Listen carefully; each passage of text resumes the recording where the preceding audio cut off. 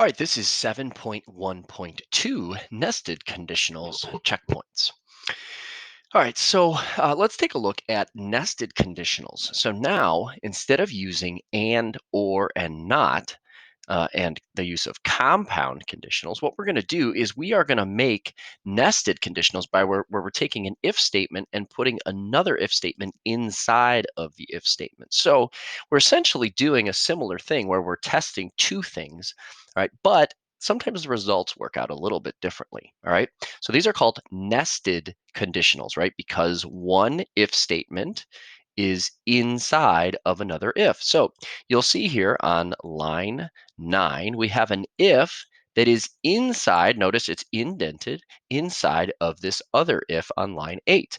So the first thing we need to remember is, okay, on mouse press XY, if X is greater than 200, remember, the only time we ever get to line 9 is when X is greater than 200, right?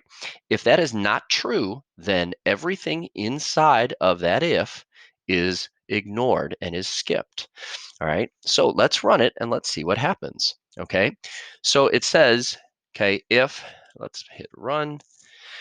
All right, so if X is greater than 200, all right, so that means the right half, right? So what did we just say? If we're on the left half, if X is less than 200, then none of this should execute, right? So what does that mean? If I click over here, what's going to happen? Well, nothing happens, certainly because there's nothing that is outside of that if statement to execute. Okay, but then what happens if I click over here? Well, if I click here, well, nothing happens. Why is that? Well, because it says if X is greater than 200, okay, but then it says if Y is greater than 200. So now stuff is only going to happen, right? Remember, this circle and label is inside of the second if as well, right? And so the green circle with the yes is only going to execute when both X is greater than 200 and Y is greater than 200. So has a similar effect to the X greater than 200 and Y is greater than 200.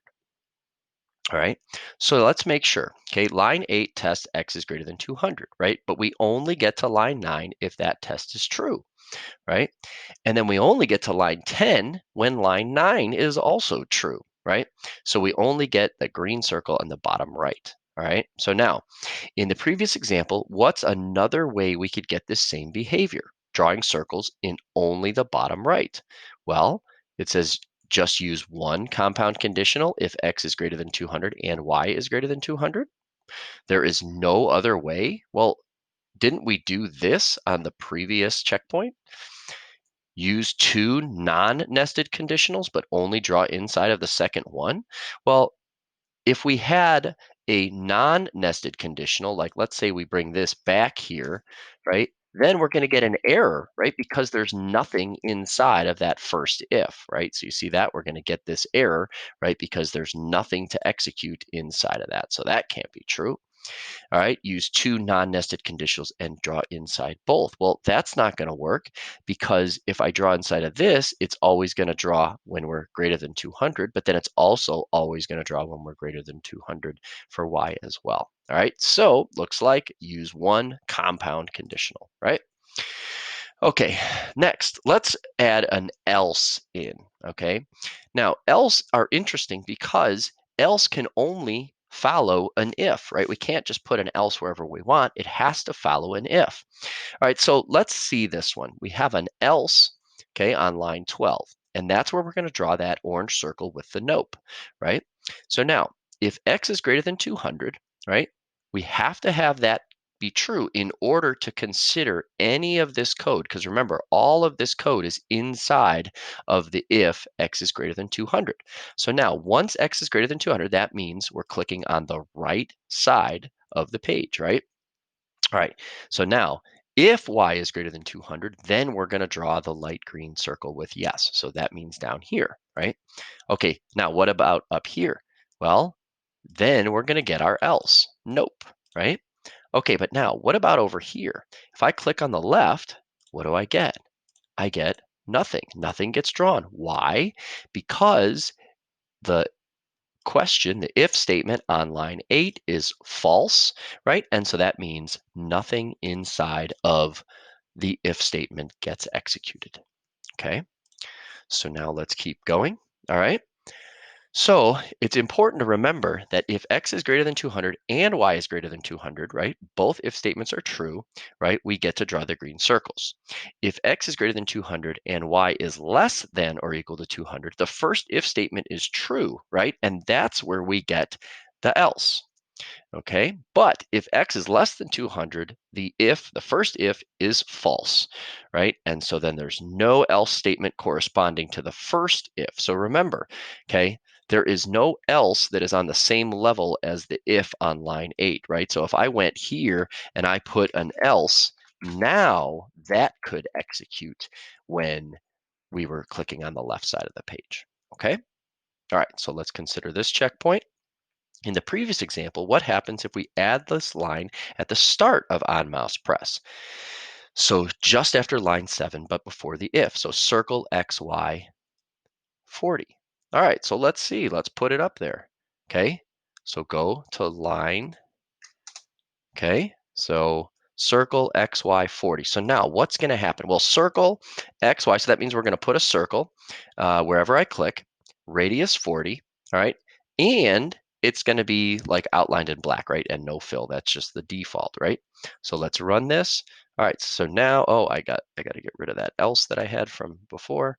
All right, so now I run it. I get that black circle, that black circle. Now I still get the black circle, but now I get the nope, right? I still get the black circle, but now I get the yes, right? So remember, it's important.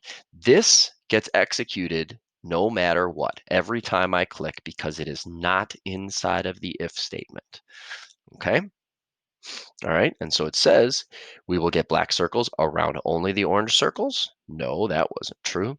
We will get a black circle anytime we click, whether or not we get an orange or a green circle. That sounds about right.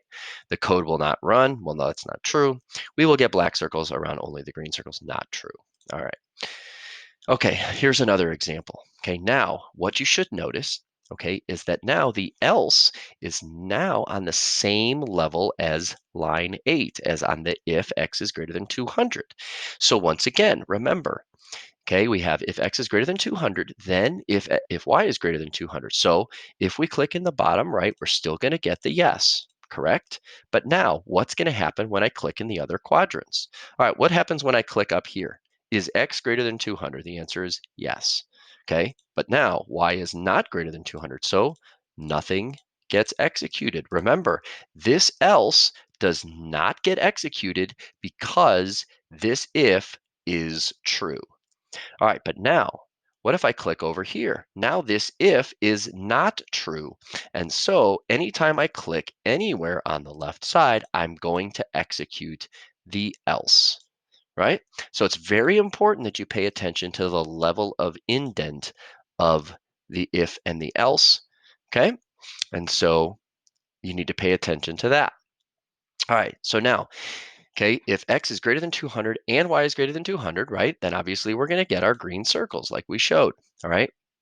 But if x is greater than 200 and y is less than 200, right, now that means we're up here in this top right. There is no else statement for the if on line 9, so we don't draw anything in the top right, okay?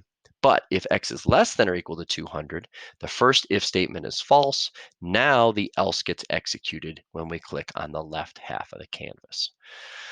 All right, so, all right, since we can often solve the same problem using multiple conditionals or compound conditionals or nested conditionals, how do we know which one of these to use for a given problem?